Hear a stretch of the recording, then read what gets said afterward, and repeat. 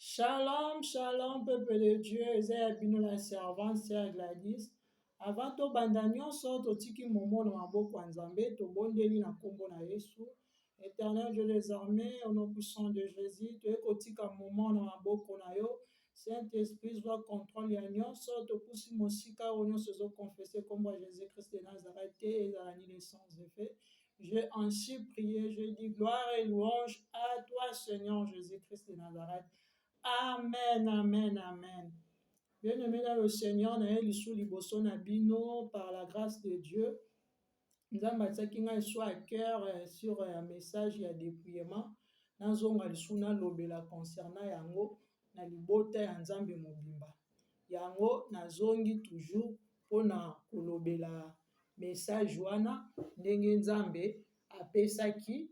Yango omoni nazongi liboso ya kobandela lisu message yango ezalaki ndenge nini bien-aimé dans le Seigneur.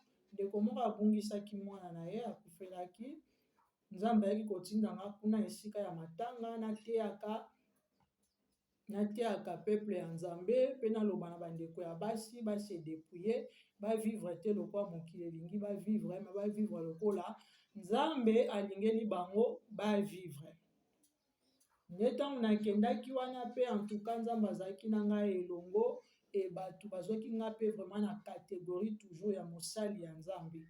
Bato bazwaki nga na catégorie ya mosali ya Nzambe vraiment nakumisaki Nzambe mpo nango mpe baparole na bandeko koloba lokola nazalaki na fondement biblique. Parce que Bible ezoba na biso na livre ya Josué 1er que le livre de la loi ne s'éloigne pas de ta bouche, médite-le jour et nuit. Donc on azaki na fondement biblique, ba preuve biblique, que foulard elobeli boy. Ndenge na olata décemment elobeli boy. Faut nazota maquillage te elobeli boy. Donc na assistaki ndeko wana tina suka. Tina enterrement nakendaka en tout cas Nzambe a visitaki ndeko wana vraiment ba prière wana ye moko vraiment atatolaki monene na Nzambe abi que non Nzambe asalinga malamu parce que Nzambe a consolaki vraiment motema ya ndeko wana nga pe nakumisaki Nzambe na consolation wana.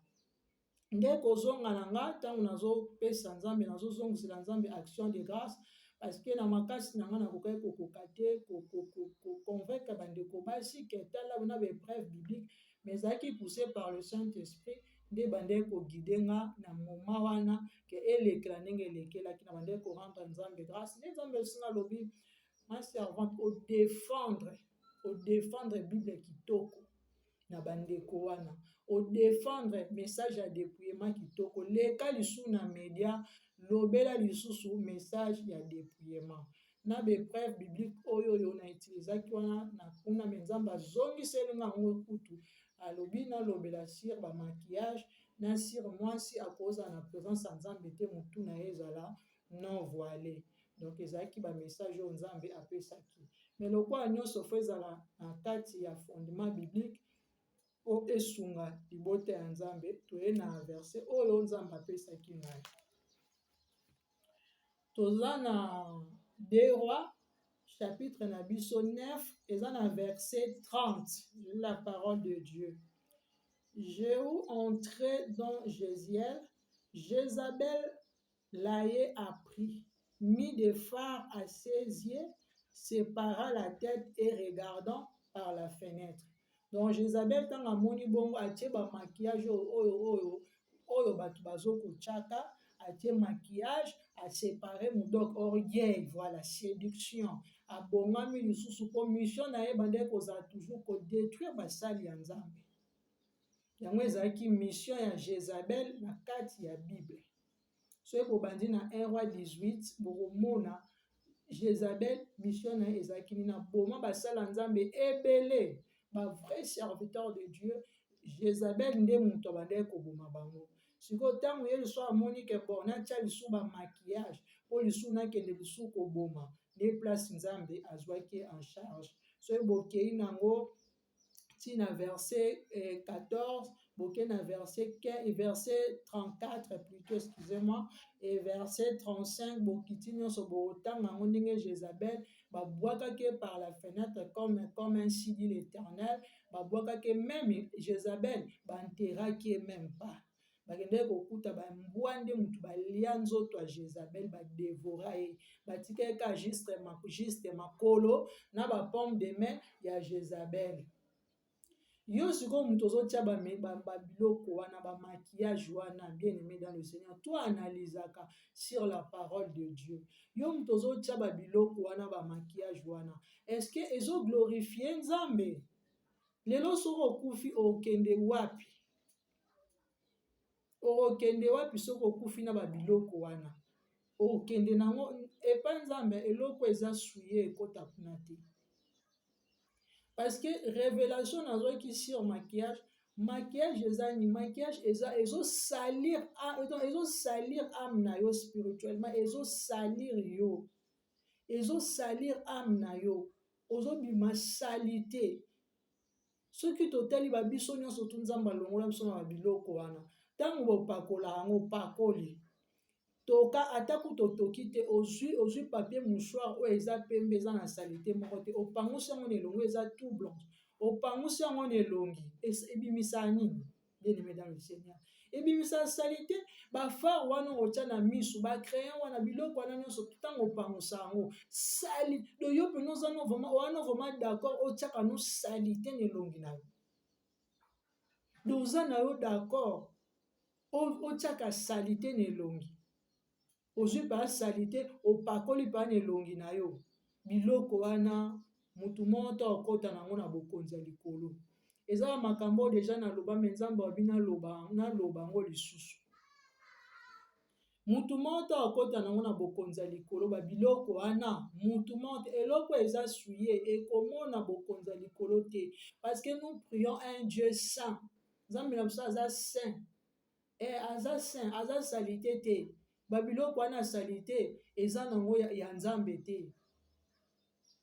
Parce que babiloko wana nyonso tu bosalela yango eza convoitisme mutu esalisaka bino yango, eza baconvoitisme ya mitema na bino nde mutu esalisaka bino yango, ezalaka nango te okoka kotika yango te, non, ozaka juste na convoitisme. Muninga aza boye nga na se sentaki à l'aise nake na matanga na assiste nyonso toke kaka biso na bagabo bato balubana mo basali toke yo kuta otie nga nazalaki na nga à l'aise na po na nga, nazalaki na kitambala na nga, nazalaki na robe na nga, nazalaki na lipapa na nga se, nazalaki propre nazalaki na kimia na motema na nga. Eza convoitisme nde mutu ezosalisa bino babiloko wana.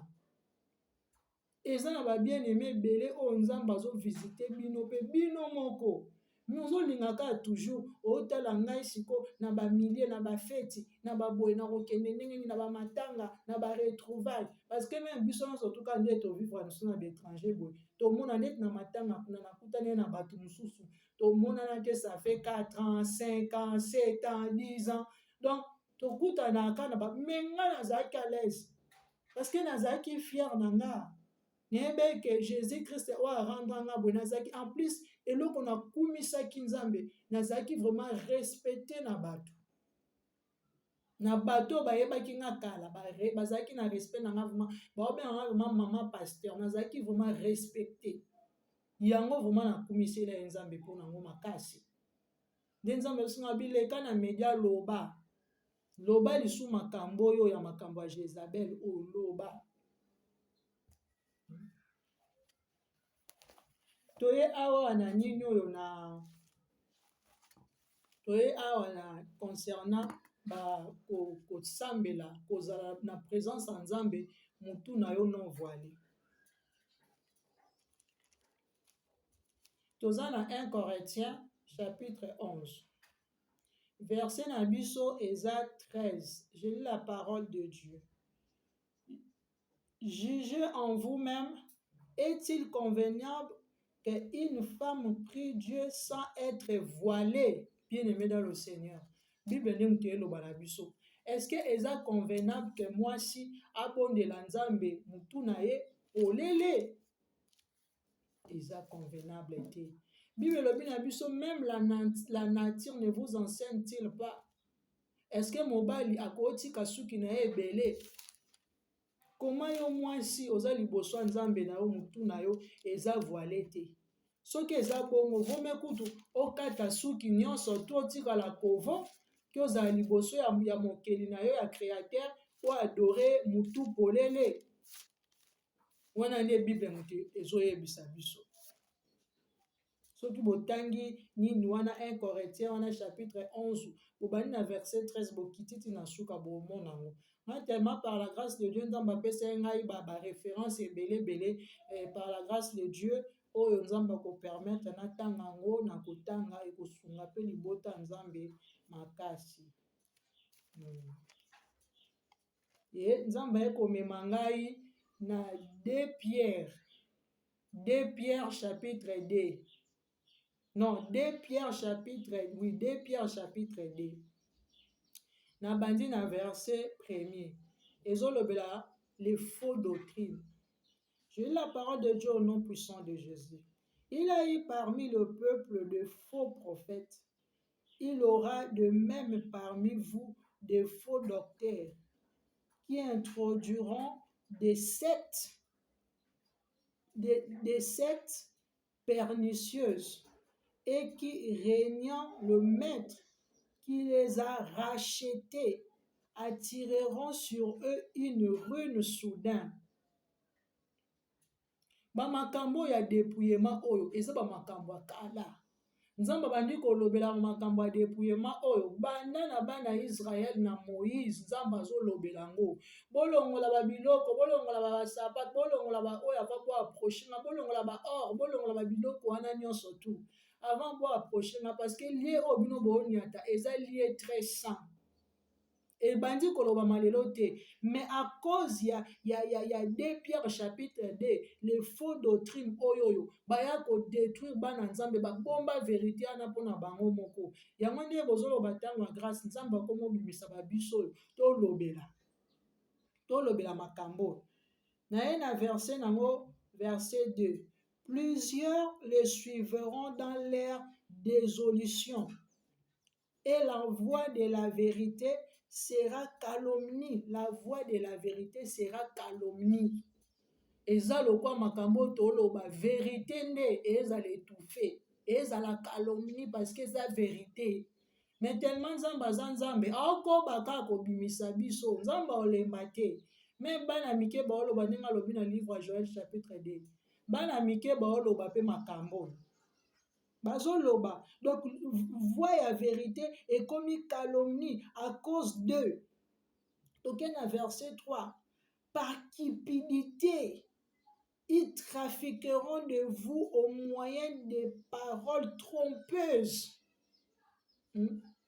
Bado na cupidité na bango na baposa na bango baza nango ba rouler na ba mituka minene bazala bien yango zomona ba otia batuka prospérité vérité ba bomba.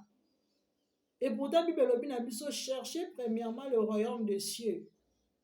Nyonso wana nzambe opeso par-dessus tout. Mais yo luka na bokonza likolo. Basala nzambe kala bando te ya batu bokonza likolo. Ba ote batu bokonza likolo bando te ya batu no ba bien matériel te. Nzambe apesaka nyonso na ndenge na ye ya lingeli na tane ye ya lingeli. Koloba message oyo eza vérité na kati ya Bible. Koloba te ke na oloba ngo te na etufango mpo na oza béni te. Nani ayebi soki ozala béni te so oza na nzambe ya solo?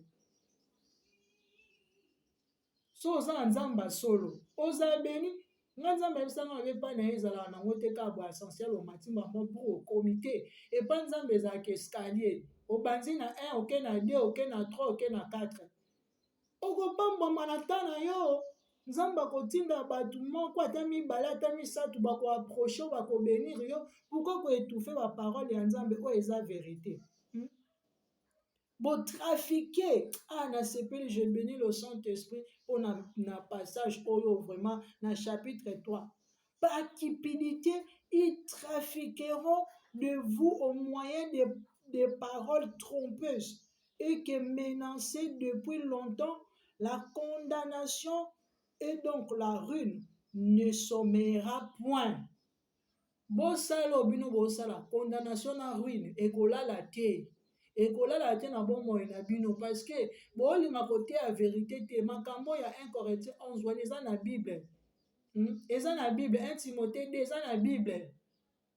bamakambo ya Jezabel oyo akufaki bababwakaki likolo makambo maquillage séduction eza biblique bien aimé dans le Seigneur eza biblique eza biblique eza makambo eza na Bible nzambe azokontinue koloba makambo oyo eza biblique toye na verset nango 4 wana nazaka toujours na 1 Pierre chapitre 2 na kiti siko na bande na verset 1er na keti na verset 4 car si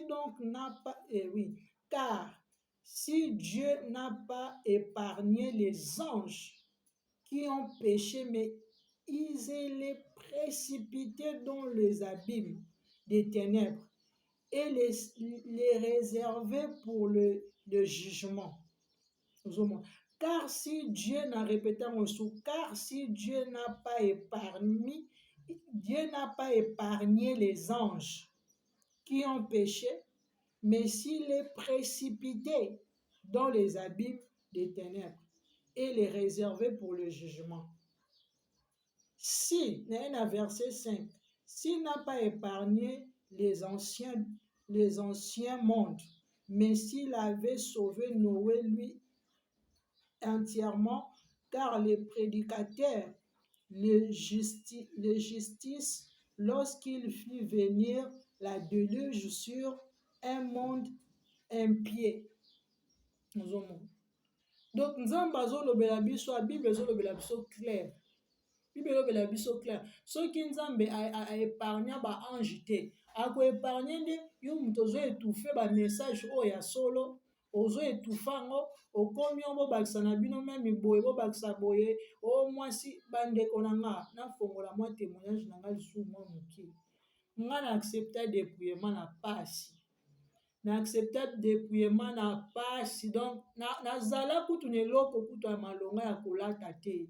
Nazala même na kitamba na malonga ya kokanga na mutu te. Nazala na bilamba kolata te parce que tangu nazalaki kovivre vie na nga ezala ba bilamba ya ba maputa ezala ngaka bakenzo. Mikongo libanda, tolo libanda. Siko tangu na ye ko accepter message oyo, nzamba yebisanga na nga moko. Tangu nzamba yebisanga na nga moko, pona ko accepter ngo ezalaki donc nazalaki neloko olata te. Ngai bafula oyo na banda kotambola nango ezala bilamba oyo ezalaka mwa ample na kati nde bilamba wana ya ample nde nakangi na mutu na ngai. Bandeko tolinga nzambe ko parce que soko olingi nzambe ozala prête ya koabandone nyonso, ozala vraiment prête ya kotika nyonso mpo landaka Yesu, ozala prête vraiment ya koboya nyonso mpo landaka Yesu, ozala prête ya kotika mabe nyonso tu mpo yolandaka Yesu, ozala vraiment prête ya kotika nyonso tu, ya kotika nyonso babiloko nyonso tu bato tozosalela na sa mokili awa oyo ozolukake oyo apparaître bamona nga banazala boye ekotikala nango kaka eke nango place moko te, eke place moko te, etikala kaka wa, etikala wa, eke nango esika moko te. Et ba référence biblique eza tellement ebele, mais par la grâce de Dieu nazotanga oyo nzamba ko permettre totanga ekosunga libota nzambe makasi. Tokende biso nango epai moko te, bien aimé dans le Seigneur.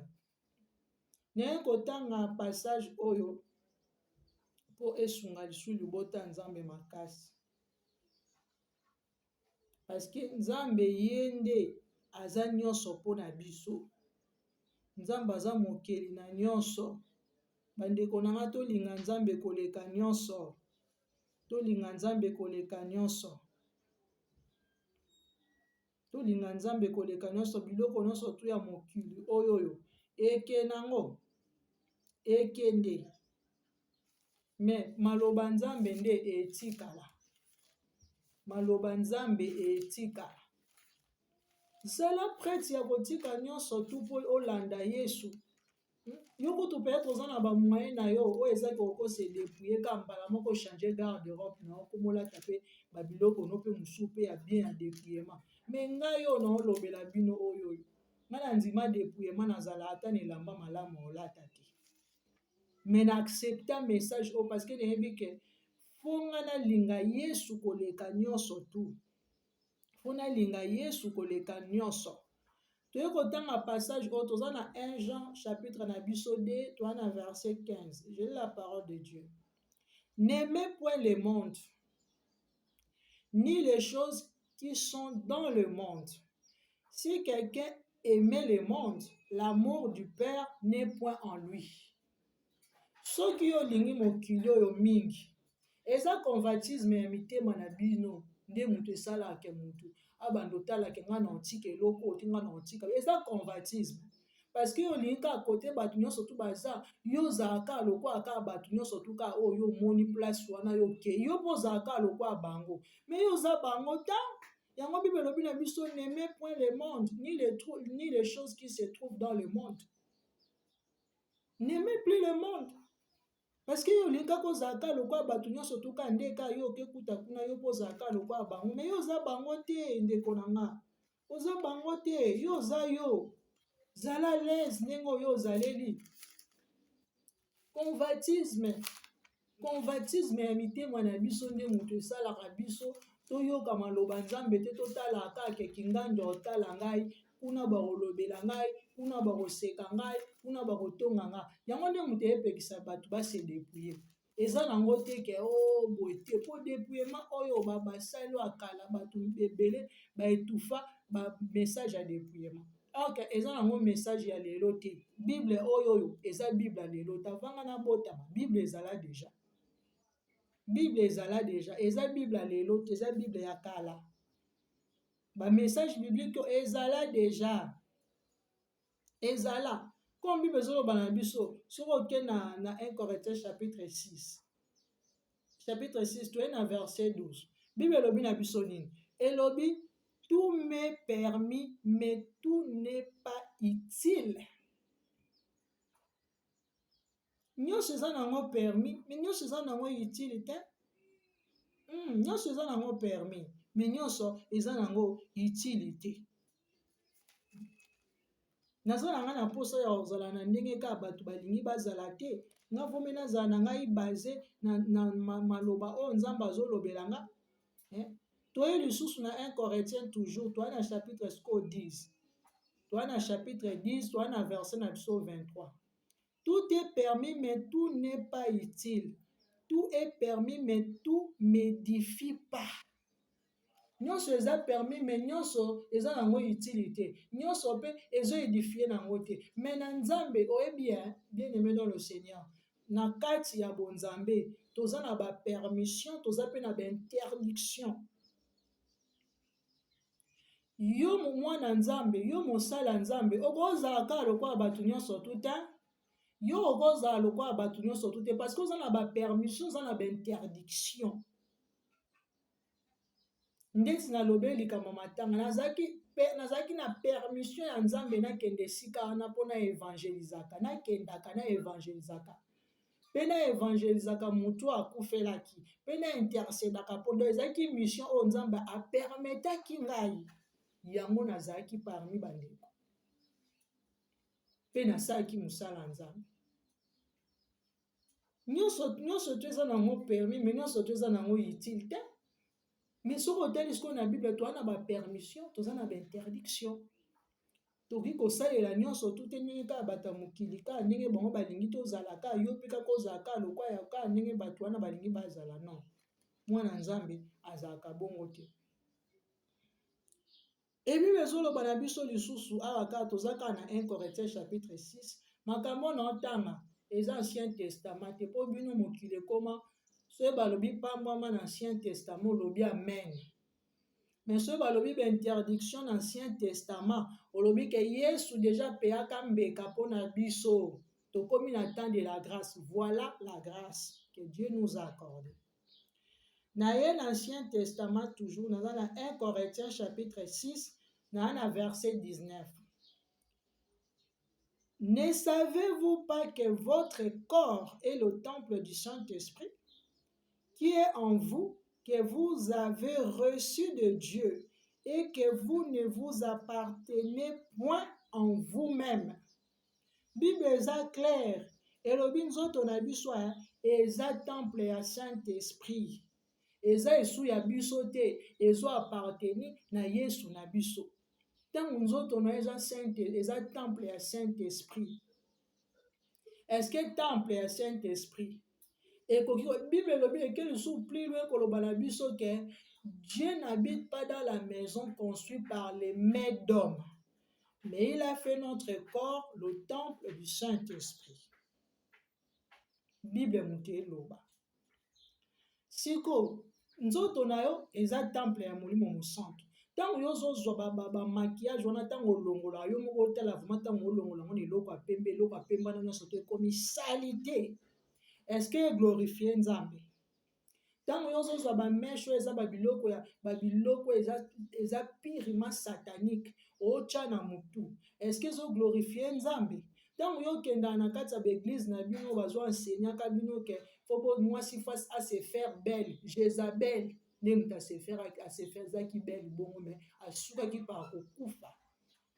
Tango baotinda bino boza bien te bongo bokota na ba l'église wana. Bien aimé dans le Seigneur, yo mutu Nzamba lobela makambo, yo mutu ba message a boye koma na kati ya ndako non, répands-toi. Repentance na répéta yango ezalaka mpona ba vivant. Parce que ti ntango na olobaka na kende matanga na kende kosambela mutu akufa ete na kende osambela ndeko wana ya mwasi nde po aza na bomoi na evangelizaki na bato ya bomoi na kende kosala culte de mort te bato na banda okuta ya bomoi ntango deja okufi ka mokolo wana ka okufa kana esili bakoselo bapriere nyonso tu oza na repentance isu te. Po ntango ozalaki na bomoi Nzambe atikelaka biso temps yango kala tozalaki na balangage na ignorance yango mpe nazala asala makambo mabe boye bata mitema mabe bawumela parce que Nzambe alingaka akufa mutu masumu te. Nzambe alingaka akufa mutu masumu te. Yango bwande komona ke mutu aza na makambo na mabe mutu azovivre ba vie na ye ya mabe azokoba kaka na bomoi mpo nini Nzambe azotikela ye temps à se repentir. Mutu moko te na saa moyo oyo akufaka sans yoka la bonne nouvelle. Oyoka ngo kaka ta mutu moko na porte ndako na oya obetela o porte. Sope mutu moko pete ataka na telefone ataka na eloko moko ke esalama po yoka vraiment vérité eza nini avant mutu akite terre de vivant. Nzambe apesaka biso opportunité wana na mutu nyonso tout bien aimé dans le Seigneur. Nzambe apesaka biso yango. Nzambe apesaka biso yango. Bible ekokita na biso, Bible kitina toza toujours na 1 Corinthiens chapitre 6 na biso tozaki na verset na biso 19 puis na verset na biso 20. Car vous avez été rachetés à un grand prix. Vous étiez rachetés à un grand prix. Glorifiez donc Dieu dans votre corps et dans votre esprit qui appartenait à Dieu. Jésus Christ a quitté, a se fait humilier, a accueilli na liwa ya soni ya croix. Parce que n'époque on a ce batio na croix eza liwa ya soni baye kocha ba ocha na croix parce que eza liwa ya soni. Yesu andimi ba humiliation ana nyonso pona yo a payé prix munene pona yo. Lelo yo ka ba message ya bozolinga ko se repentir te. Répands-toi ma sœur. Bandeko nanga basi. Tolanda o eza bosolo. Tolanda o eza bosolo. Atata mukwana na matanga na pesa témoignage na kuta na ndeko moko pe kuna maman prophétesse na peneni bien poto mona na kala. Ayebisinga lobi ngai pe nazo na kobengisa on église oya koteya. Ngamba moko na répliquer parce que neyebi na parole ya Nzambe mwasi na kati église akoteya ti. Naza na droit ya témoignage, naza na droit ya prophétie, naza na droit ya ko-intercéder, na misala ebele ya osala na église. Naza pe na droit ya ko-évangéliser. mais naza na droit te nga nazala titila nayebi se nalobi na réplique mbamo nalobi soki témoignage na oya nayoka soni te nalobi mbamo soki témoignage na kwa nazalaki clair eza bongo makambo ya bonzambe balongolaka te ate okutani na bato bainfluence yoyoka nzambe koyoka bato te yoka nde nzambe mpo soki oyoki bato yango nazolobaka convatisme ya mitema na biso yango ozomona bato baolinga kose repentir te baolinga kose repentir te eza kaka convatisme akomi na bakalkule ebele ngai na otika waye na yango ayebisi bino ngai nde naza boye nakendaka baplate nakendaka me nazoconvate na nga mutu te nazoconvate mutu te kutu so namoni kutu akoli babiloko ebele elongia na nga kuna nazo intercede mpona bango bakutana na yesu ko bayo message oyo naoloba na bango etouche bango ko balongola biloko ya salito epesa nga kutu mpasi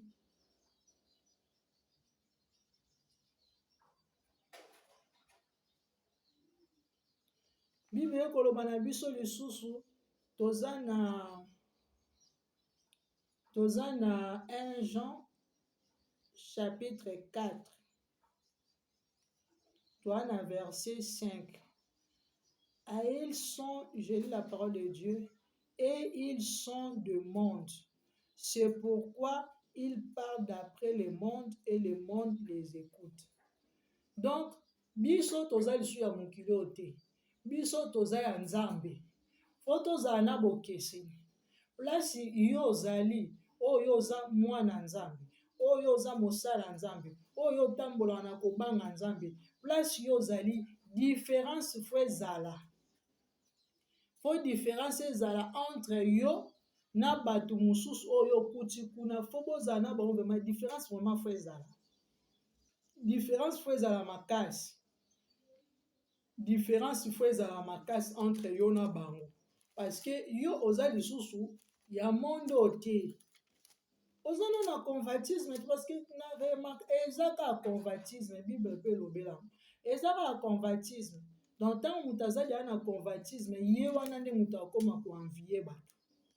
Akoma ko envier nasala boye place ofo bamona ngai boye ozomona.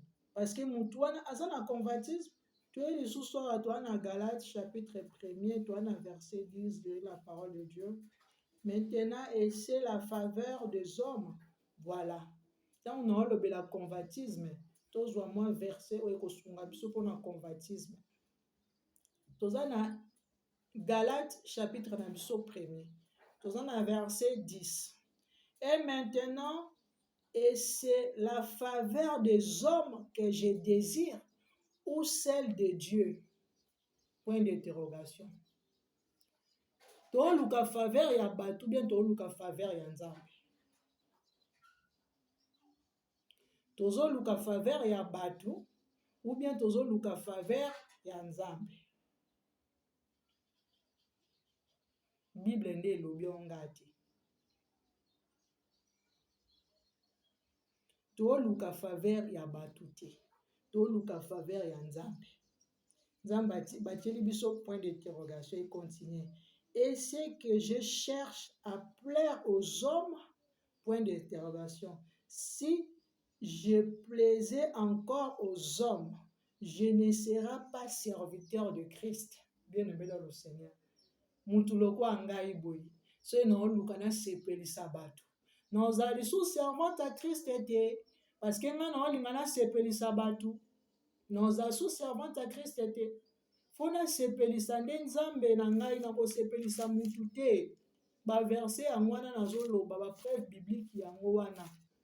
Mutu oyo aza na Bible na ndako azwa temps ya komedite ba passage wana soki eza fondé ou bien eza ba passage oyo nzambe azolobela biso. Toye lisu na 1 Jean chapitre na biso 5. Non, toza na 2 Jean. 2 Jean ezalaka kaka na nini ka chapitre ka moko.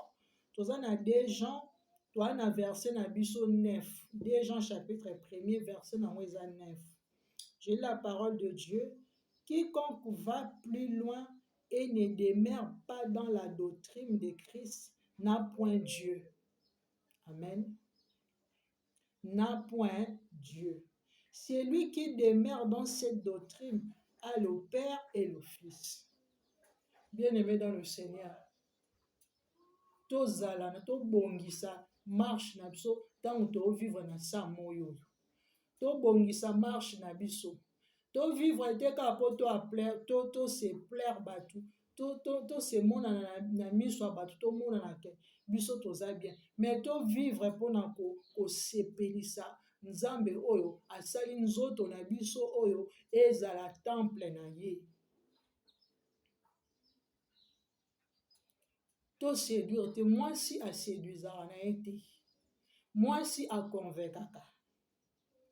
Yo mutu oyo ndeko mwasi oyo okutanaka na bamessage ya dépouillement oyo ekoma bitumba na kati ya motema na yo, ekoma vraiment guerre, okoma komituna nga siko soki na accepte message oyo ndeni na kosala mobali na nga kokima nga, soki na accepte message oyo ndenge ni bakamaradi bakokima nga. Bien aimé dans le Seigneur, mukolo okufa ozala akompagne na mutu te, mutu moto oyo osamba na place na yo, ozalaka yo na nzambe, na jugement na yo oza yo moko, oza na mutu te.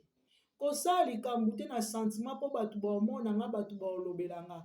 Même mobali oyo abali oyo atya na ndako, bien aimé dans le Seigneur, mukolo wana yo okufa, ata bokufi mukolo moko na accident, muna mutala na chemin na yo okende. Yo okende kuna te liboso mokeli na yo, ntango ya jugement, yo obandi kopesa raison, nasalaki yango te mpo mobali apekisaki nga, ozala na mobali te. Okama mobali ana ke na lieu de repos, yo ke na kati ya moto. Repens-toi.